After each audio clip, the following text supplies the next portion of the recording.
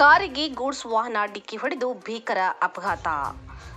ಬೆಳಗಾವಿ ಜಿಲ್ಲೆ ಚಿಕ್ಕೋಡಿ ತಾಲೂಕಿನ ಕರೋಶಿಯ ಹುಲಿಯಪ್ಪ ದೇವಸ್ಥಾನದ ಹತ್ತಿರ ಚಿಕ್ಕೋಡಿ ಕರೋಶಿ ರಸ್ತೆ ಮೇಲೆ ನಡೆದಿದೆ.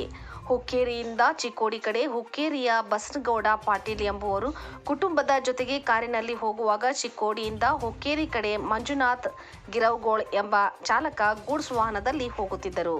ಈ ಸಂದರ್ಭದಲ್ಲಿ 2 ವಾಹನಗಳು ಡಿಕ್ಕಿ ಹೊಡೆದು ಅಪಘಾತ ಸಂಭವಿಸಿದೆ. ಈ ಅಪಘಾತದಲ್ಲಿ ಗೂಡ್ಸ್ ವಾಹನವು ರಸ್ತೆ ಬದಿಗೆ ಹೋಗಿ ಪಲ್ಟಿಯಾಗಿದೆ. ಅದೇ ರೀತಿ ಚಾಲಕನ ಪ್ರಯತ್ನದಿಂದ ಕಾರ್ ರಸ್ತೆ ನಡುವೆ ನಿಂತಿದ್ದು ಕಾರಿಗೆ ಹಾನಿಯಾಗಿದೆ. ಅದೃಷ್ಟವಶಾತ್ ಯಾವುದೇ ಪ್ರಾಣಹಾನಿ ಸಂಭವಿಸಿಲ್ಲ. ಸ್ಥಳಕ್ಕೆ ಚಿಕ್ಕೋಡಿಯ ಸಂಚಾರಿ ಪೊಲೀಸ್ ಠಾಣೆಯ ಹೆಡ್ ಕಾನ್ಸ್ಟೇಬಲ್ ಜಿಎ ಗುರುಮಠ, ಬಿಎಸ್ ಬೇವನೂರ್, 112 ವಾಹನದ ಪೊಲೀಸ್ ಸಿಬ್ಬಂದಿ ಎಎಸ್ಐ ಎಕೆ ಮೃಣಾಳ್, ಹನುಮಂತ್ ಮಕಾಡಿ ಸ್ಥಳಕ್ಕೆ ಭೇಟಿ ನೀಡಿ ಪರಿಶೀಲಿಸಿದರು. ಏನಾಗಿದ್ರೆ ಹೆಂಗಾಯ್ತು ಆಕ್ಸಿಡೆಂಟ್? ನಾನು ಚಿಕ್ಕೋಡಿ ಕಡೆ ಹೊಂಟಿದ್ದೆ. ಅವನು ಆ ಕಡೆಯಿಂದ ಬರ್ತಾ ಇದ್ದ. ಬರುವಾಗ ಅಲ್ಲಿ ಮುಂದಿನ ಕರುವಿನ ಕಡೆ ಗಾಡಿ ಭಾಳ ಹೊಯ್ದಾಡಕೈತಿತ್ತ.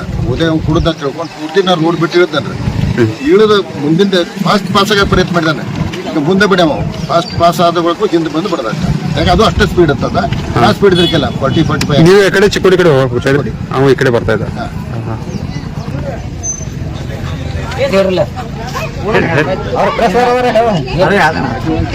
ಎಕಡೆ ಬರೋದ್ರಿ ನೀವು? ನಾವು ಆ ಕಡೆ ಚಿಕ್ಕೋಡಿಂದ ಬರ್ತೀವಿ. ಇವರೇ ಎದುರಿ ಬಂದ್ರಿ ಒಮ್ಮೆ. ಈ ಕಡೆ ಒಂದು ತಗೋರು ಈ ಕಡೆ ಒಂದು ತಗೋರು.